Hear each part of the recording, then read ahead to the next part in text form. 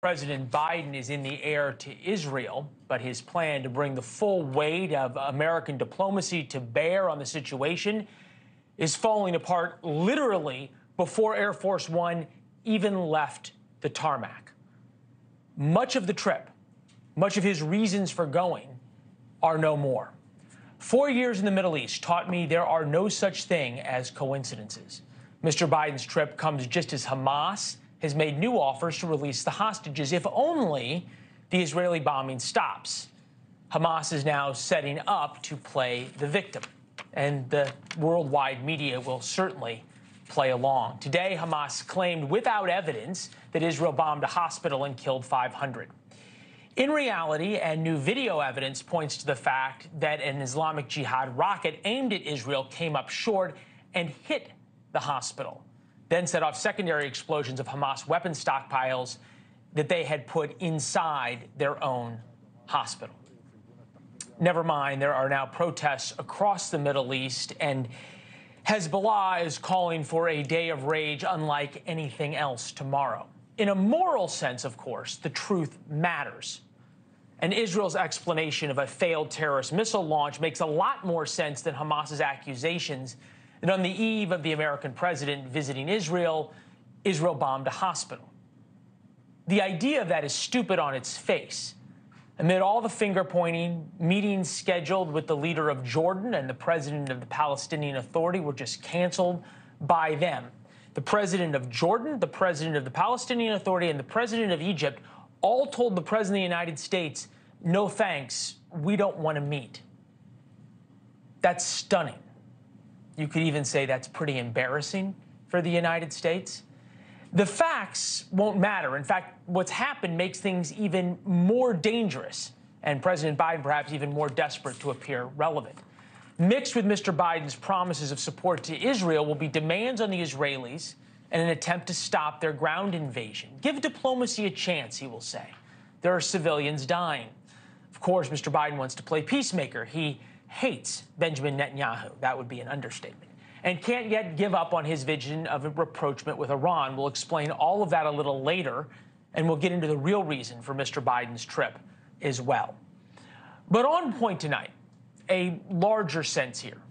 Despite what President Biden wants you to believe, all hate, and what we have seen over the past 10 days is about hate. All hate is not the same. A few hours before he left, he attempted to whitewash what happened in southern Israel 10 days ago. History has taught us, the president said on social media again and again, that anti-Semitism, Islamophobia, and all hate are connected. That might be true in an academic sense. It is not true in a practical sense.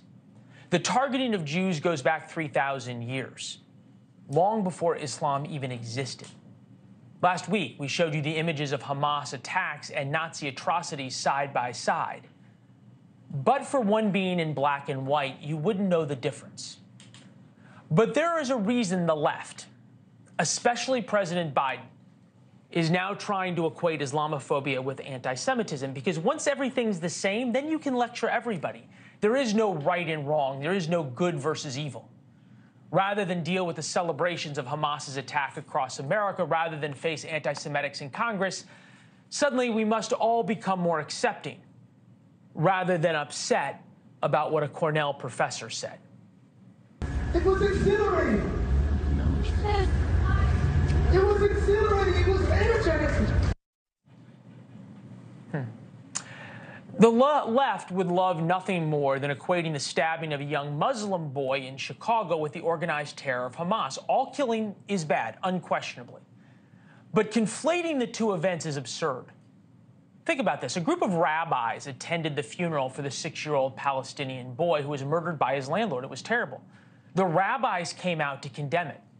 Evidently, we all missed the imams who visited synagogue this Saturday to pray for the dead in Israel and condemn their Muslim brothers. Haven't heard about that. One dead Muslim is a hate crime. Here's the man who allegedly did it. The FBI is investigating the man believed to be responsible, and rabbis come to the funeral. And news reports go crazy about an uptick in threats to both Jews and Muslims. It is all the same. There were more than 1,000 dead Jews in a coordinated invasion by a group dedicated to the destruction of Israel. was the worst Holocaust since the Holocaust, the worst one-day killing of Jews since the Holocaust. The streets are filled with celebration, and Israel is told it must show restraint. This is how we got to the Holocaust.